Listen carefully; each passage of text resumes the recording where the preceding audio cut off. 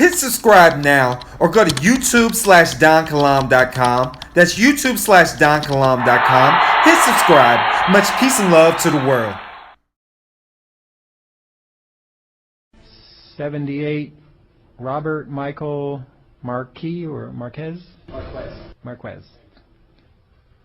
Good afternoon. My name is Robert Michael of the House Marquez. I'm here to represent the Chair of St. Peter. We are here to represent the people, or to present the people of the City of Detroit. We are the primary trustees of the global estate, superior to the Roman Curia. We hereby establish the Superior Court on the land as open and in session, with living witnesses as my record. And as such, we will read the Notice of Eligibility Objection. My right to free speech is infinite, and no one can take that from me but God. So it will not be prohibited, and I promise I won't take much of your time. The Chair of St. Peter is the principal and primary trustee of the Global Estate Trust, under whose jurisdiction the Roman Curia operates. The Chair of St. Peter is both the ecclesiastic as well as the organic trustee of the Global Estate Trust, with a fiduciary duty to the divine living beneficiaries. The City of Detroit, upper and lowercase, the City of Detroit, all uppercase, the United States Bankruptcy Court, and the United States Trustees, all uppercase, are legal fiction alien trustees who operate under the jurisdiction of the Roman Curia. The people of the City of Detroit, the true creditors in the matter at hand, have requested the Chair of St. Peter intervene on their behalf to officially object to the proceedings and to compel the return of the property to the principal for administration in original jurisdiction. The creditors in the bankruptcy, the City of Detroit, officially object to the eligibility of the City of Detroit as a debtor for the following. The 300-year-old City of Detroit is financially solvent, as the inhabitants thereof have the ability to pay via set-off all obligations when properly presented with a bill, as all accounts are prepaid. The legal fiction, the City of Detroit, has failed to tender a valid bill containing a sum certain, thereby preventing satisfaction and accord to facilitate the continued economic slavery of the people of the City of Detroit. The bankruptcy petition is intentionally confusing, misleading, and failing to stipulate the specific meanings of the words used in the petition, while employing multiple and diabolically opposed meanings to the words in the body of the document, identifying the inhabitants as creditors and then debtors with a need to be protected from themselves in bankruptcy. Number 3, it is the less than 80-year-old legal fiction, the City of Detroit, a device which has been intentionally mismanaged by politicians, bureaucrats, and consultants, whose wordsmithing and sleight of hand that has to cast the inhabitants into economic slavery, which is intentionally insolvent.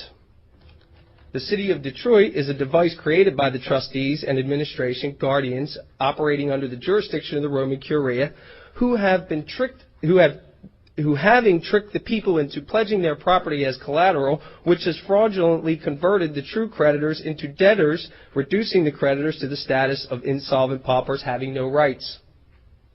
The City of Detroit is a legal fiction alien who has hypothecated the credit of the people of the City of Detroit and holds the private matching funds, who refuses to execute the set-off of debt for the settlement and closure of the accounts to return the City of Detroit, lowercase, and the City of Detroit, uppercase, to solvency.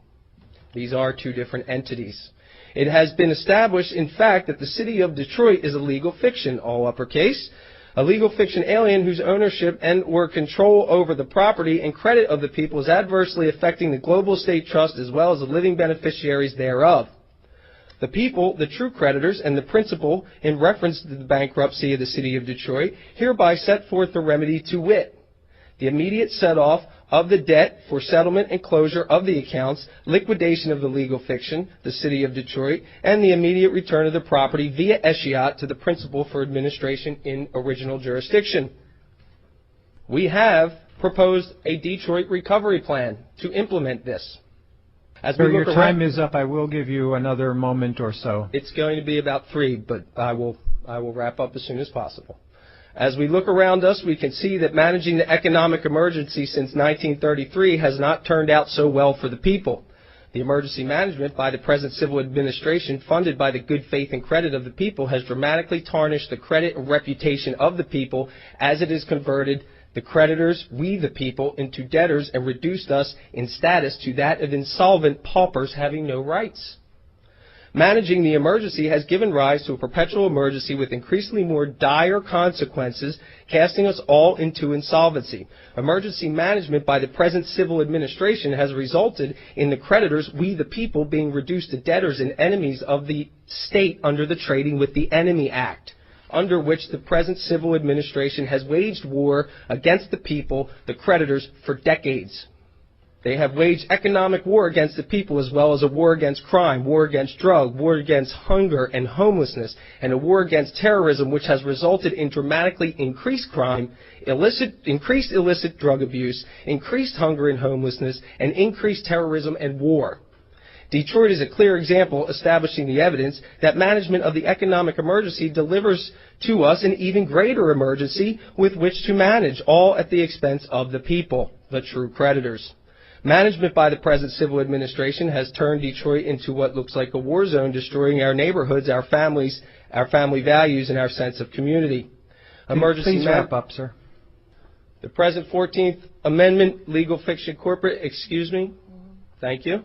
The present 14th Amendment legal fiction corporate, the City of Detroit shall immediately settle all accounts, zero the debt via set-off, and make whole all the creditors, making the return of the property to the principals and distribute the mezzanine funds to the living beneficiaries. The City of Detroit shall immediately cease the auction and or sale of property and assets of the people as well as all lotteries and immediately convey the property to the new administration. An interim mayor and city council shall be appointed and empowered under the Charter of 1857 to make the transition back to solvency. The interim government shall be provided the tools necessary to set off the debt and begin the distribution of the mezzanine funds, thereby returning the people of Detroit to abundance and prosperity. The Post.net banking network has been established by the Universal Postal Union in conjunction with the U.S. Department of Commerce as a global banking network to facilitate the electronic funds transfers, EFTs, to discharge the debt and make the return of the property in the exchange. All right, I have to ask you to terminate your statement now, sir. Hey, wait a minute. There are Title 18 protections in place for me. May I have your attention, sir?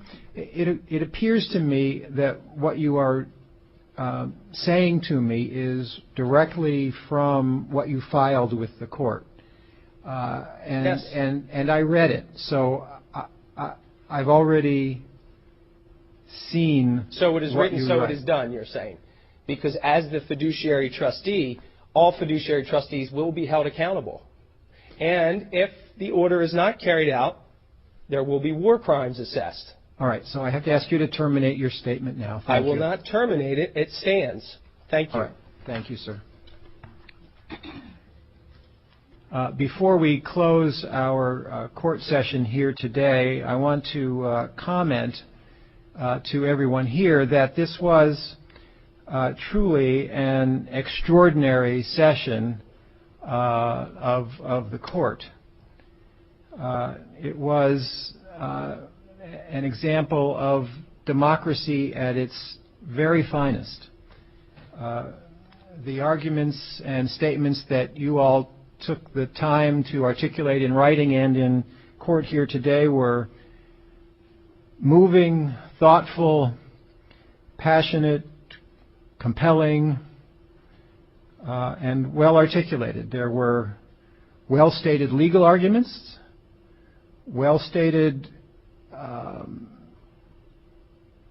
personal concerns, well-stated arguments about our political process.